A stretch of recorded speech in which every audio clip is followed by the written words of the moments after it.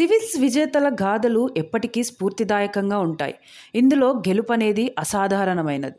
దశల వారీగా నెగ్గుకుంటూ రావాల్సిన ఈ ప్రతిష్టాత్మక ఎగ్జామ్లో ఏ దశలో తప్పినా మళ్ళీ మొదటి నుంచి రాయాలి. అలాంటి కఠినతరమైన ఎగ్జామ్లో గెలవడం అనేది యువతకు అతిపెద్ద డ్రీమ్.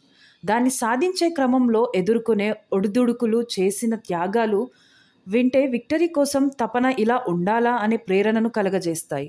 అలాంటి కోవకు చెందినదే నేహా బయద్వాల్. తండ్రిలానే ప్రభుత్వ ఉద్యోగం పొందాలని సివిల్స్ ఎంచుకుంది.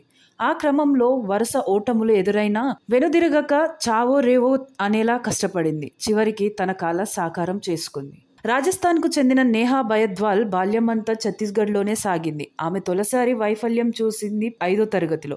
ఎందుకంటే తన తండ్రికి భోపాల్ ట్రాన్స్ఫర్ కావడంతో అక్కడ స్కూల్లో 5వ తరగతి చదవాల్సి వచ్చిందట. అయితే అక్కడ కేవలం ఇంగ్లీష్లో మాట్లాడాలట. పొరపాటున హిందీలో మాట్లాడితే జరిమానా విధిస్తారట.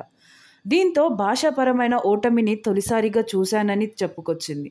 ఎట్టకేలకు అందులోనే నైపుణ్యం సంపాదించి శభాష్ అనిపించుకున్నట్లు తెలిపింది. తండ్రి సీనియర్ ఇన్కమ్ ట్యాక్స్ అధికారి కావడంతో ఆయన అడుగుజాడల్లోనే వెళ్లాలని నిశ్చయించుకుని యూపీఎస్సీకి సిద్ధమైంది. అయితే వరుసగా 3 సార్లు ఓటములు ఎదురవడంతో మొబైల్కి దూరంగా ఉండాలని స్ట్రాంగ్గా డిసైడ్ అయిపోయిందట. అలా 3 ఏళ్లు ఫోన్కు దూరంగా ఉంటూ అహర్నిశలు కష్టపడి చదివింది. అంతేకాదు రోజుకు సుమారు 17 నుంచి 18 గంటలు చదివేదట. చివరికి తన డ్రీమ్ని సాధించి ఐఏఎస్ అధికారి అయింది.